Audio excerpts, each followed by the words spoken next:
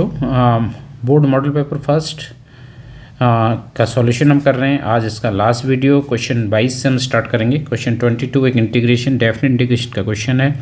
यह है आई की जो वैल्यू इंटीग्रेशन जो है 0 to pi X D x upon A square cos square x plus B square sign square X, ये दिया गया है। डेफिनेट इंटीग्रेशन का क्वेश्चन है, तो इसकी प्रॉपर्टीज का इस्तेमाल करेंगे।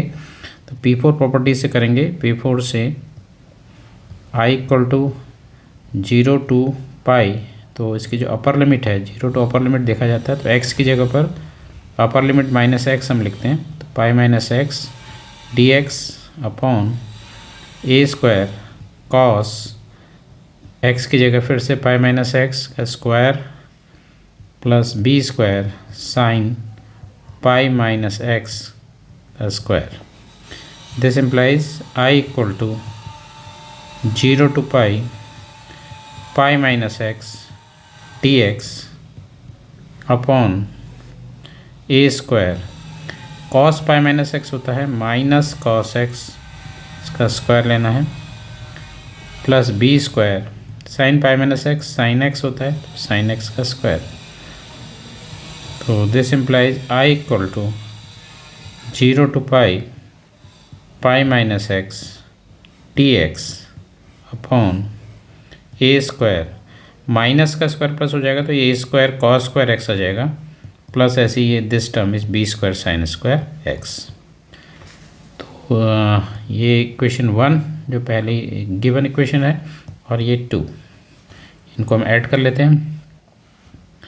एडिंग इक्वेशन 1 and 2, इनको जब ऐड कर लेंगे तो लेफ्ट हैंड साइड से लेफ्ट हैंड साइड ऐड होगा। I plus I is 2i। Limit एक सी है तो एक सी लिमिट में ही इसको लिख देंगे। बाकी डिनोमिनेटर एक सा है तो वही डिनोमिनेटर हो जाएगा a square cos square x plus B square sign square x.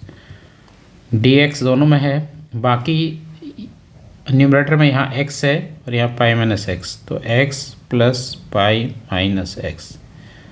ठीक है, तो ये x और x कैंसिल, तो 2y इक्वल टू पाई को कांस्टेंट को हमने बाहर ले लिया, 0 to पाई 1 अपॉन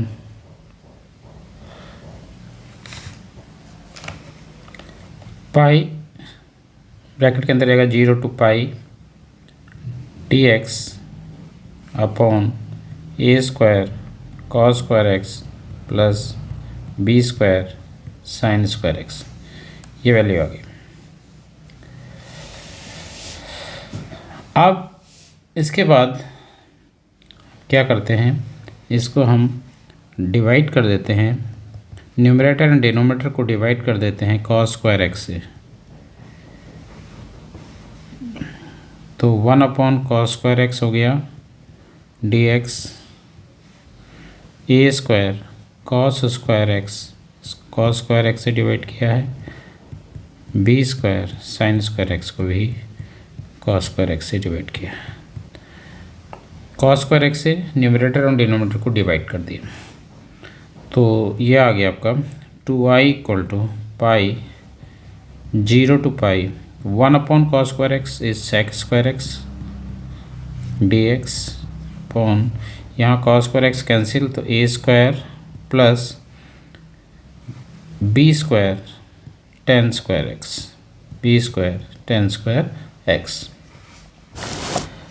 तो इसको हम बी टेन एक्स का होल स्क्वायर लिख सकते हैं। तो this implies 2i equal to pi 0 to pi sec square x D x upon A square plus b tan x का स्क्वायर। अब यहाँ से सब्स्टिट्यूशन हम करेंगे, लेकिन सब्स्टिट्यूशन जब हम कर रहे हैं तो बी टेन एक्स को टी मान के sec square x D x की वैल्यू डी टी के टर्म्स में आ रही है। लेकिन जब इसमें लिमिट्स देखेंगे, क्योंकि जब भी सब्स्टिट्यूशन होता है डेफिनेट इंटीग्रेशन में तो उसकी लिमिट बदल जाती है। तो 10 पाई और 10 0 दोनों की वैल्यू 0 आ रही है, तो इस प्रकार से इंटीग्रेशन सॉल्व नहीं होगा। तो इसके लिए हमें एक प्रॉपर्टी यहाँ पर इस्तेमाल करेंगे। तो एफ एक्स मान लेंगे, लेट जो हमारा टर्म है सेक स्क्वायर एक्स अपॉन ए square plus b tan x का होल स्क्वायर, इसको मैंने एफ एक्स ले लिया। तो एफ हमें देखना होता है एफ 2a माइनस एक्स की वैल्यू, एफ 2a ए इसमें अपर लिमिट है माइनस एक्स। तो एफ यहाँ पर ये जो वैल्यू होती है, ये जो इसको हम 2a बोलते हैं अपर लिमिट को, 0 to 2a। तो पाई आ गया 2a की जगह। तो कहने का मतलब है जहाँ भी x है वहाँ पाई माइनस एक्स हो गया। ठीक है, ये हो गया पाई माइनस एक्स। तो इस ढंग से हमारा ये आ जाएगा एफ 2a माइनस एक्स की जो वैल्यू आएगी ये आ जाएगी सेक पाई माइनस एक्स का square upon A square, a की कांस्टेंट है, बी 10 पाई माइनस एक्स का स्क्वायर। तो ये आ गया sec square sec pi minus x, sec pi minus x minus sec x, minus sec x का जब स्क्वायर लेंगे तो ये सेक स्क्वायर एक्स आ जाएगा। ये स्क्वायर ऐसी रहा, ऐसी 10 pi minus x is minus 10x, लेकिन जब स्क्वायर इसका करेंगे तब ये भी हमारा 10 स्क्वायर एक्स आ जाएगा। तो एफ 2a माइनस एक्स की वैल्यू एफ एक्स के इक्वल आ गई, क्योंकि इसी को हमने एफ एक्स माना है, तो ये एफ एक्स के इक्वल आ गई। तो देयरफॉर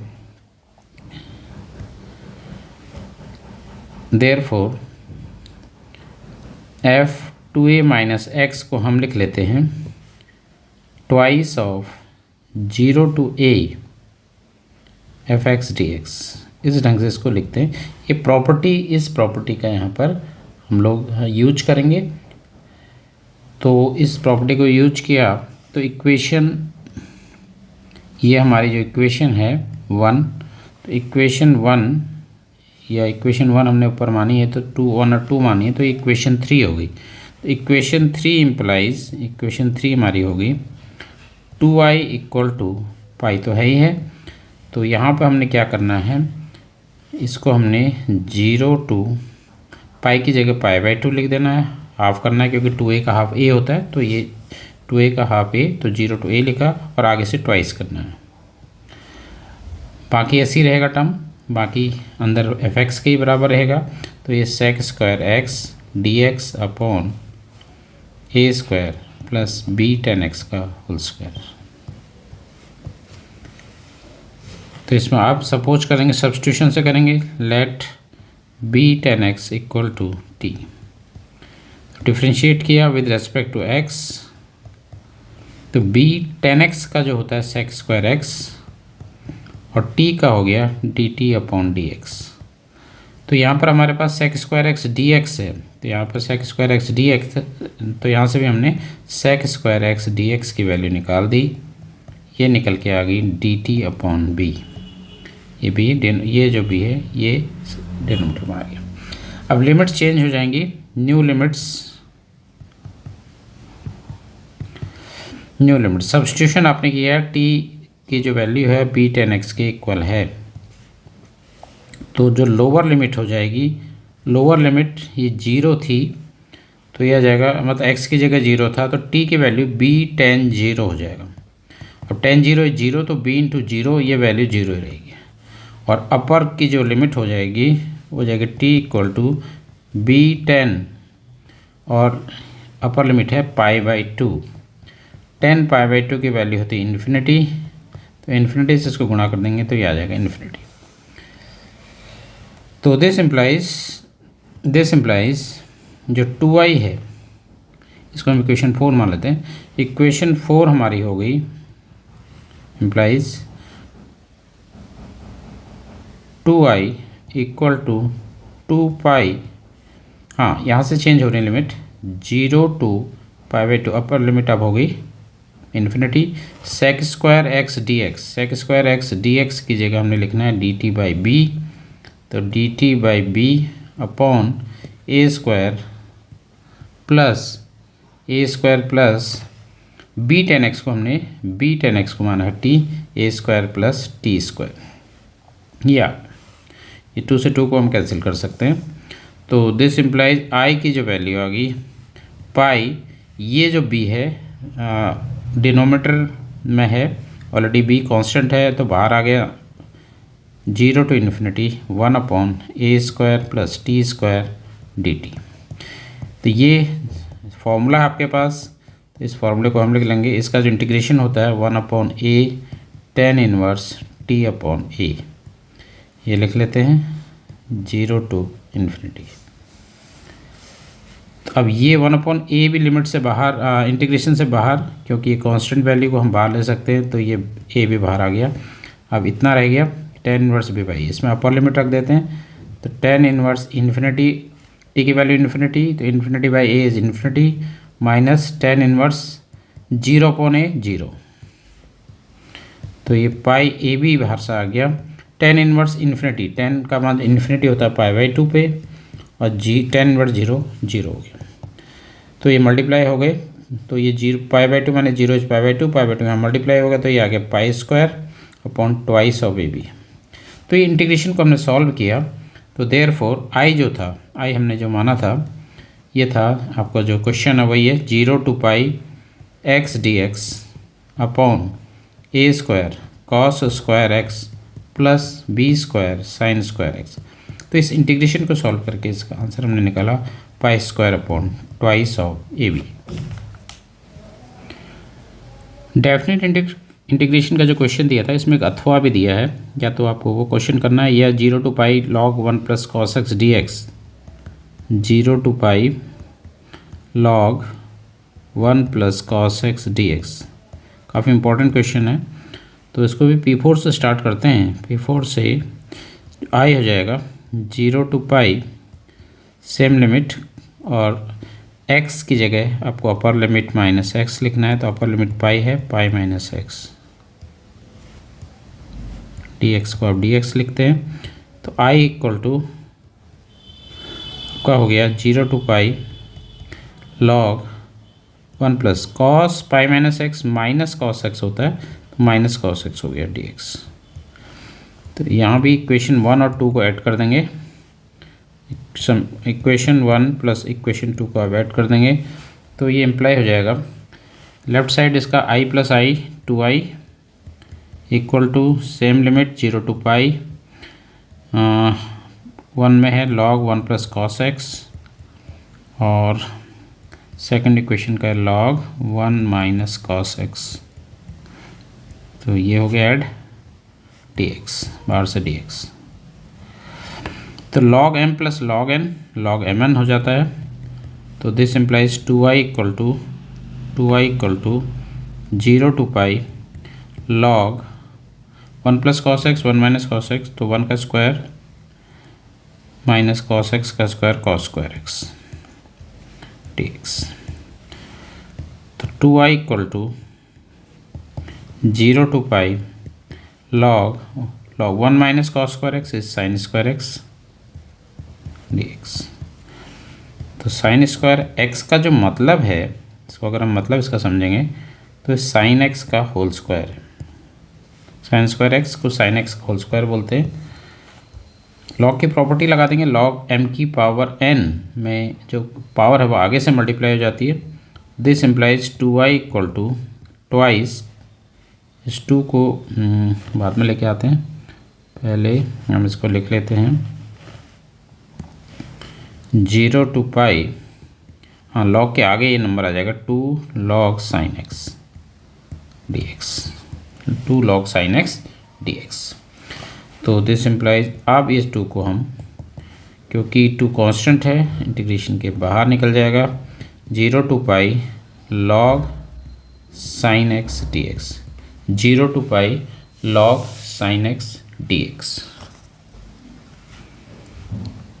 2 से 2 कैंसिल, तो i की जो वैल्यू आ रही है 0 to π log sin x dx, equation हो गई है 3।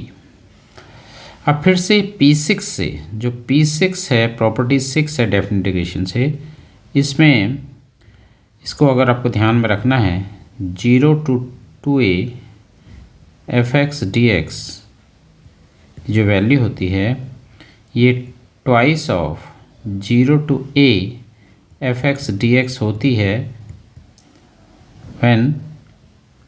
when f 2a minus x की जो वैल्यू है एफ एक्स के इक्वल है।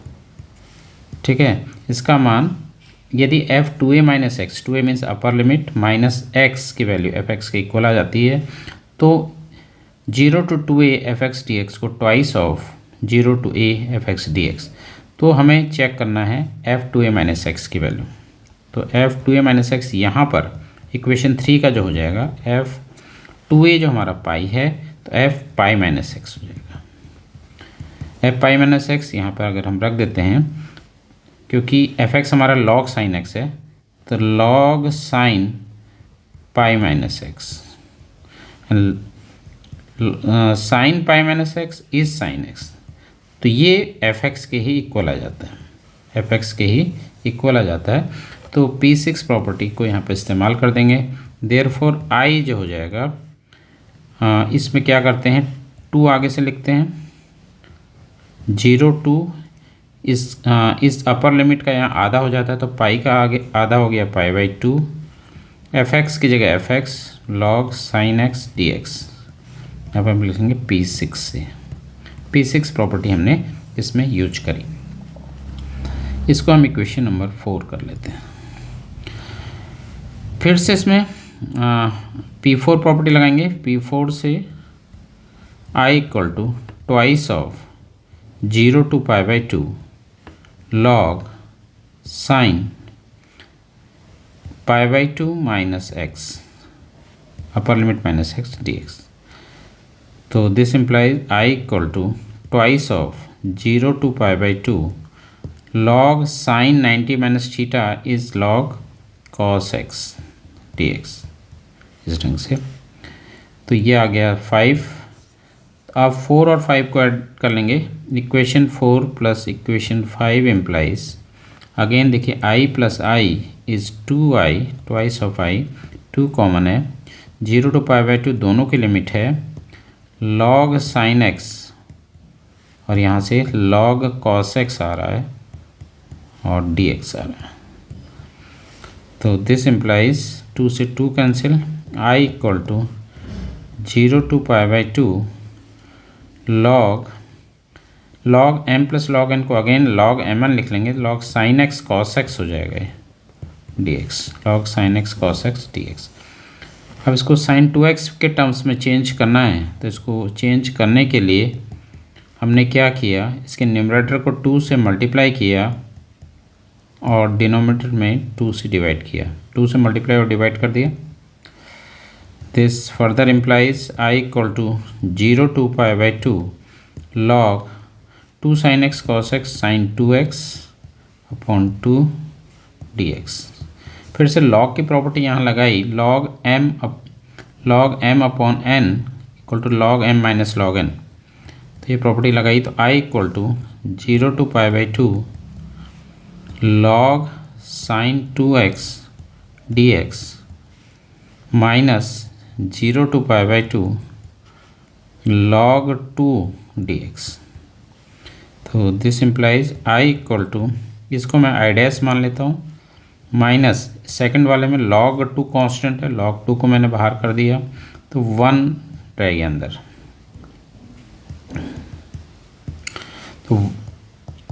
तो 1 का जो हो जाएगा x हो जाएगा, 1 का x के रेस्पेक्ट में इंटीग्रेशन x हो गया 0 to पाई बाई 2।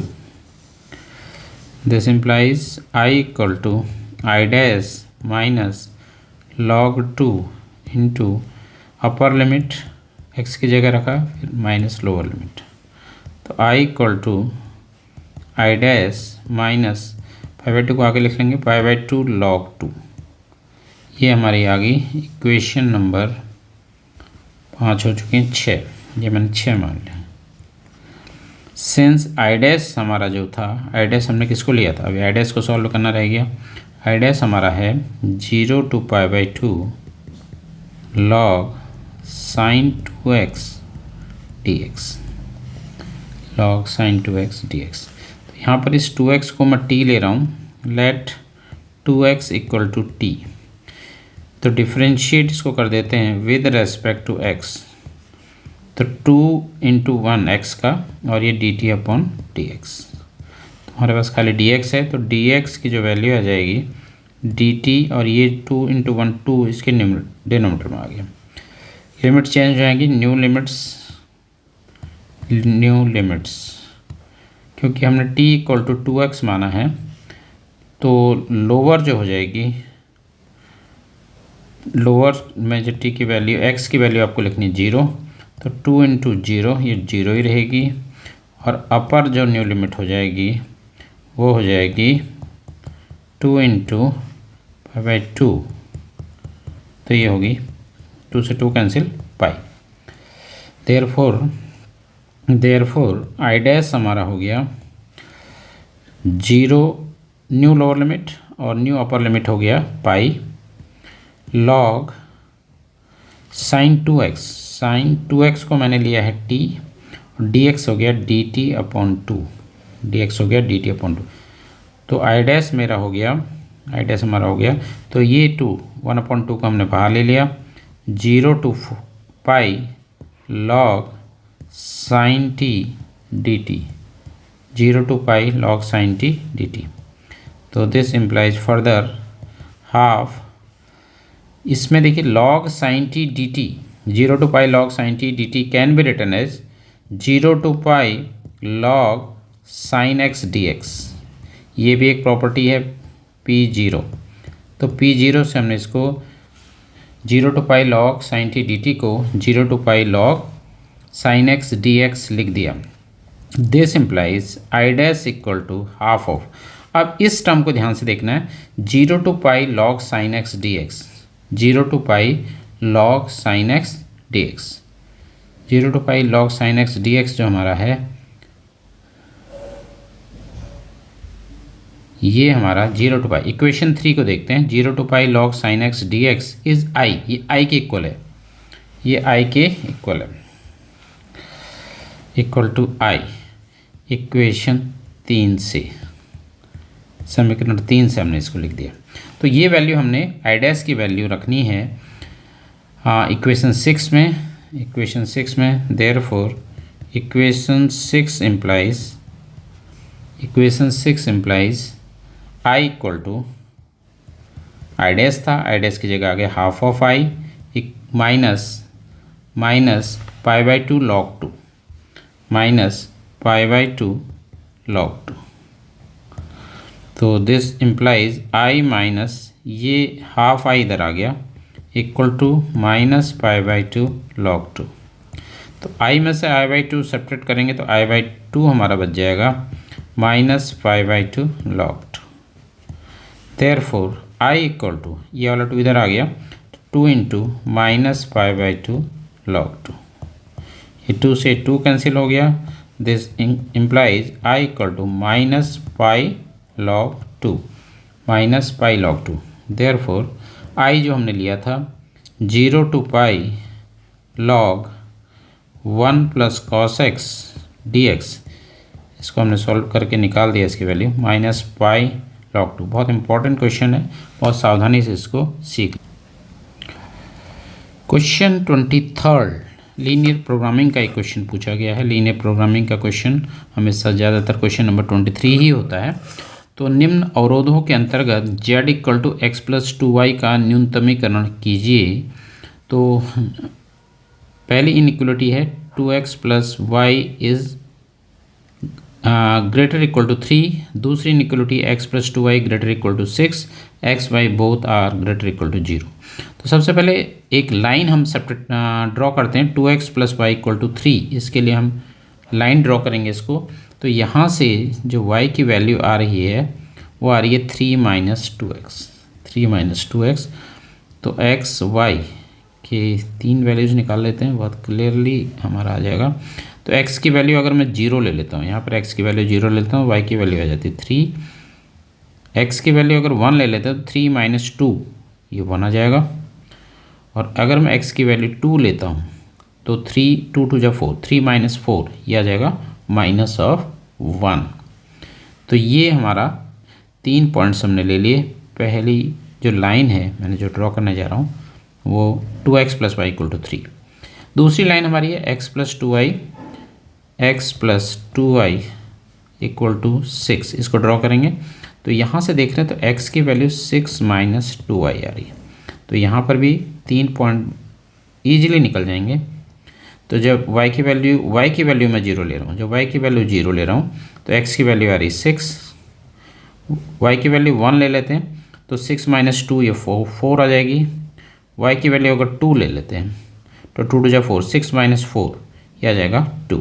तो ये 3 पॉइंट हमने दोनों लाइंस में इस प्रकार से 3 पॉइंट ले लिए, 3 पॉइंट हमने फाइंड आउट कर लिए। अब पहली लाइन को ड्रॉ करते हैं। 0 3 एक पॉइंट है, मैंने इस प्रकार से ग्राफ ले लिया तो 0 3 ये पॉइंट 0 3 है, 1 1 ये पॉइंट आ गया और 2 माइनस 1 दिस पॉइंट। इनको अगर हम मिलाते हैं एक स्ट्रेट लाइन आ रही है, ये स्ट्रेट लाइन हमारी पहले वाले स्ट्रेट लाइन है 2x plus Y equal to 3, इसको मैंने ड्रॉ कर लिया। अब जो हमारी इनइक्वलिटी है उसको ध्यान से देखेंगे। इनइक्वलिटी हमारी है 2x plus y is greater equal to 3।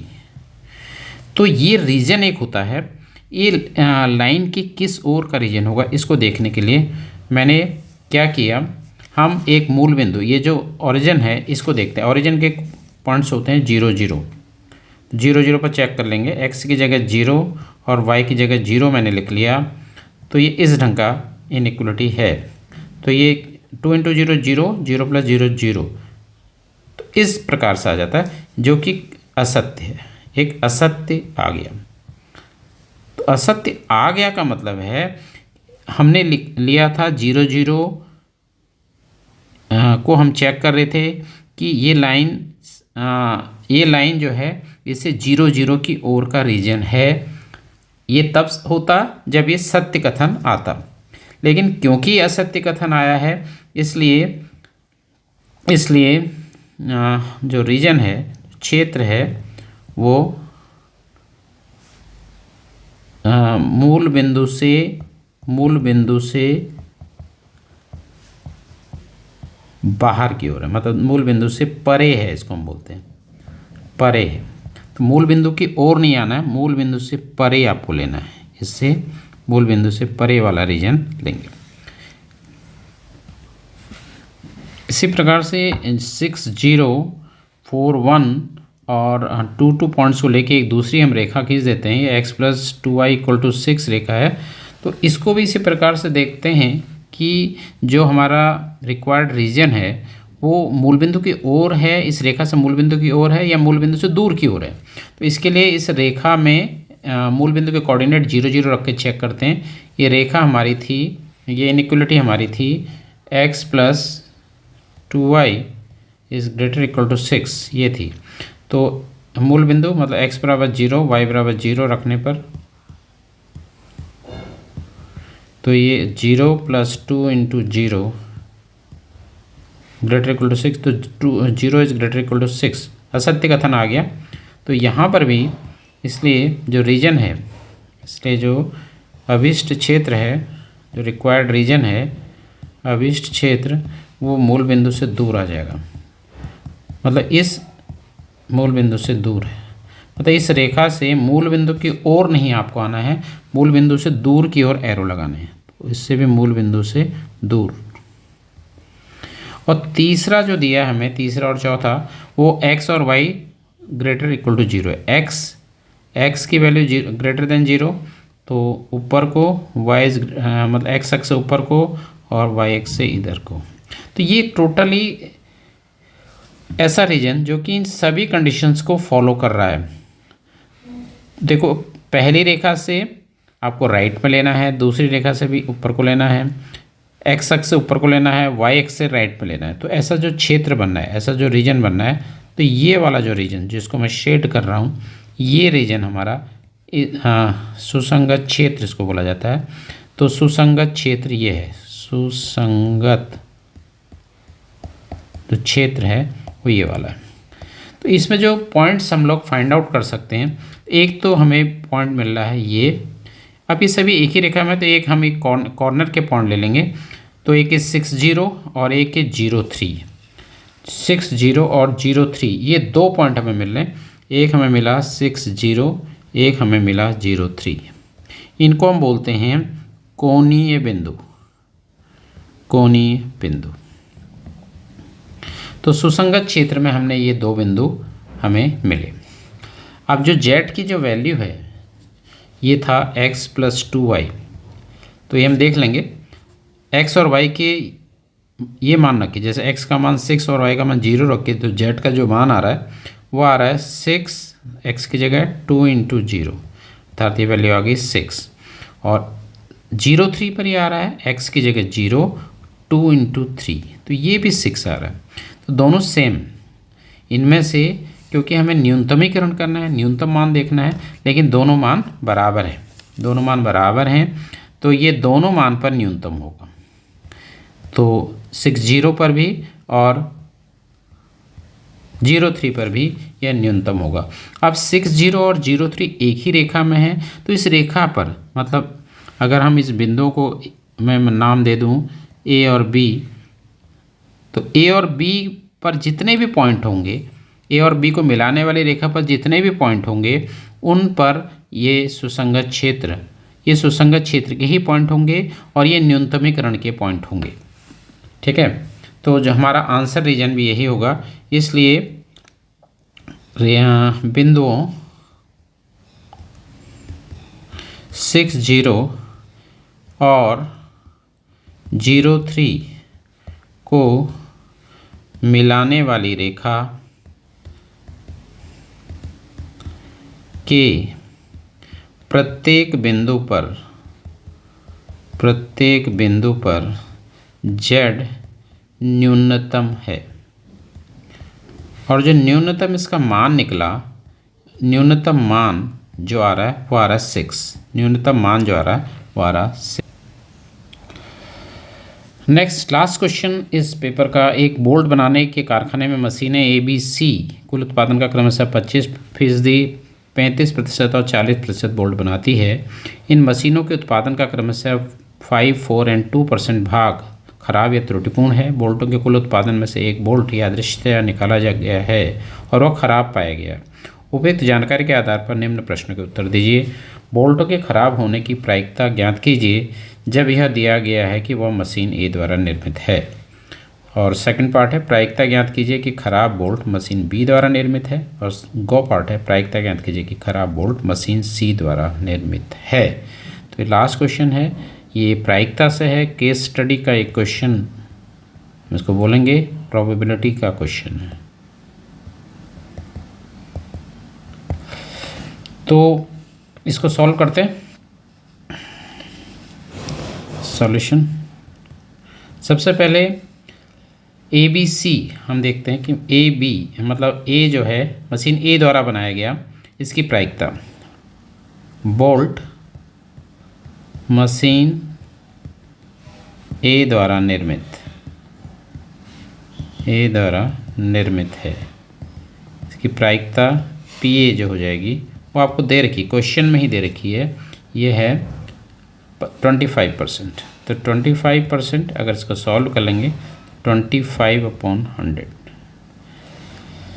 इसी प्रकार बोल्ट मशीन B द्वारा है निर्मित, तो PB हो जाएगा, और PB हमें दिया है 35%, तो ये हो गया 35/100। एंड PC इसी प्रकार से C मशीन द्वारा बोल्ट निर्मित है, ये हमें दिया है 40%, तो ये हो जाएगा 40/100। अब बोल्ट का खराब होना, एक हम मान लेते हैं, माना घटना, एक मान लें हमने इवेंट, बोल्ट का खराब अर्थात त्रुटिपूर्ण, खराब मतलब त्रुटिपूर्ण होना है,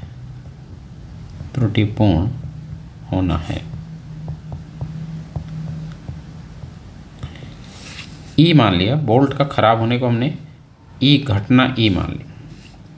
अब हमें जो चीज़ पूछा गया है इस चीज़ को समझिए, बोल्ट के खराब होने की प्रायिकता ज्ञात कीजिए, और इसमें दिया गया है कि मशीन A द्वारा निर्मित है, तो सप्रतिबंध प्रायिकता, कंडीशनल प्रायिकता, जो चीज़ गिवन होती है वो हमें नीचे लिखनी होती है। तो A द्वारा निर्मित है, तो इसकी खराब होने की घटना, तो ये एक चीज़ तो हमसे ये पूछा गया। दूसरा पार्ट है प्रायिकता ज्ञात कीजिए कि खराब बोल्ट खराब है। तो बोल्ट खराब है मतलब जो गिवन है बोल्ट खराब है, ई घटना, और ये मशीन बी द्वारा निर्मित है, ये पूछा गया। और तीसरी चीज़ है बोल्ट खराब है तो इसकी मशीन सी द्वारा निर्मित होने की प्रायिकता ज्ञात कीजिए। तो 3 चीज़ें हमसे पूछी गई हैं, तो इसको हम निकाल देंगे। कुछ चीज़ें हमें डायरेक्ट क्वेश्चन में ही दी गई हैं प्रश्नानुसार। ये इसको अगर हम ध्यान से पढ़ते हैं कि ये जो मशीनें हैं, इन मशीनों के उत्पादन का 5, 4 और 2% क्रमशः 5, 4 और 2% भाग खराब है। 5, 4 और 2%, 5, 4 और 2%। तो इसका मतलब है अगर वो मशीन ए द्वारा निर्मित है तो उसकी खराब होना की जो प्रायिकता है वो है 5%, ये है 5%। तो 5% का मतलब है 5/100। अगर वो मशीन बी से हम उसको निर्मित कर रहे हैं तो उसके खराब होने की जो संभावना है ये 4% दी गई है। तो 4%, 4/100। एंड अगर ये मशीन सी द्वारा निर्मित है तो इसको खराब होने की जो चांसेस हैं या प्रायिकता है ये 2% है। तो ये 2/100। तो ये तीनों चीज़ें आपको प्रश्न में ही दी गई हैं। तो इसी से आपका पहला पार्ट पूछा गया है, ये प्रश्न में ही दिया गया है। तो पहला क्वेश्चन था बोल्ट के खराब होने की प्रायिकता ज्ञात कीजिए, जबकि यह दिया गया है कि मशीन ए द्वारा निर्मित है, मतलब PE/A पूछा गया, PE/A ये पूछा गया। तो ये आंसर आपको सीधे सीधे आपको क्वेश्चन में दिया गया 5% या 5/100। अगर इसको हम सॉल्व कर लेंगे, काट लेते हैं तो 1/20 ये आ गया 1/20। सेकंड जो है हमसे जो पूछा गया है वो पूछा गया है कि प्रायिकता ज्ञात कीजिए कि खराब बोल्ट मशीन बी द्वारा निर्मित है, मतलब PB/E की वैल्यू हमसे पूछी गई है। अगर ये बोल्ट खराब है मतलब घटना ई हो रही है, जो चीज़ गिवन है नीचे, तो ये मशीन बी द्वारा निर्मित है। तो ये आप देखिए ये चीज़ कैसे ज्ञात होगी, हमें PE/B पता है, ये सारी चीज़ें हमें पता हैं, PA, PB, PC भी पता है। तो PB/E निकालने के लिए हमें बैच प्रमेय से करना पड़ेगा, इसको हमें बैच प्रमेय से जाना पड़ेगा।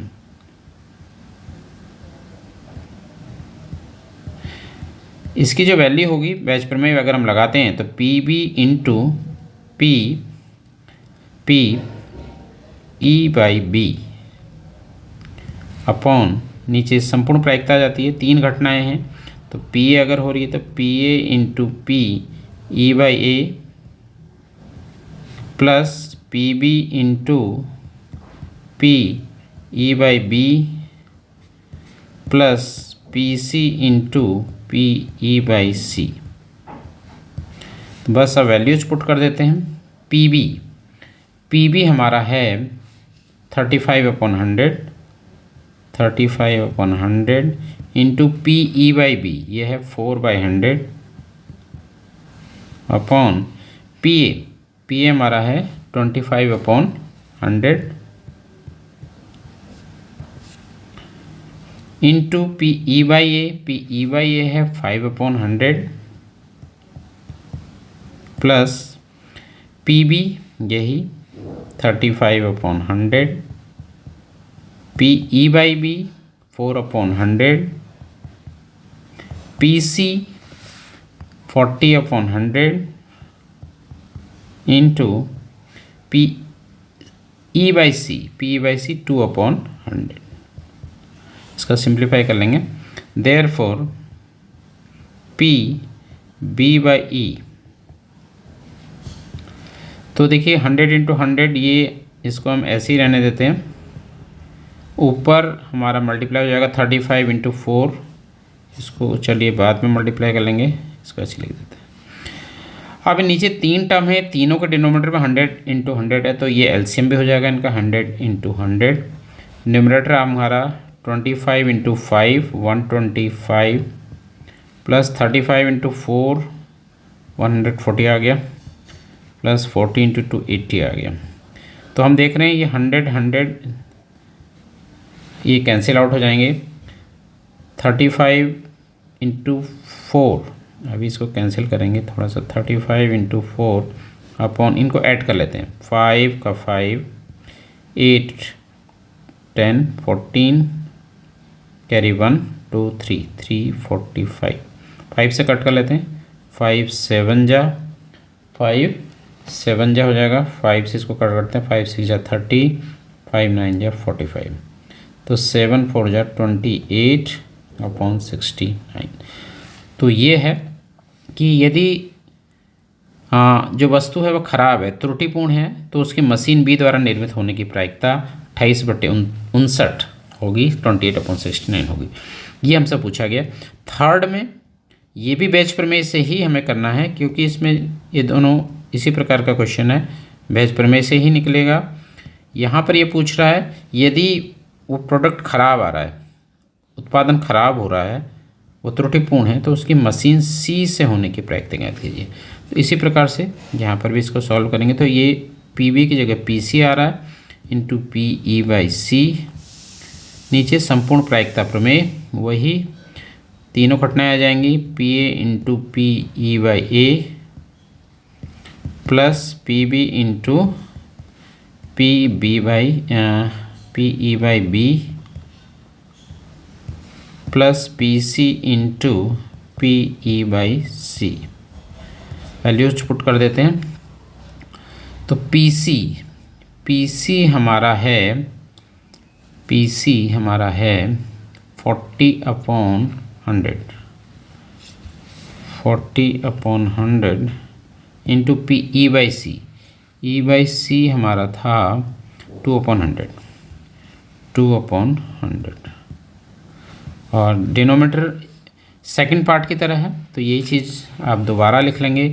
तो 25/100 इंटू 5/100, वही चीज़ें, सेम चीज़ें, plus P B 35/100 into 4/100 plus 40/100 into 2/100।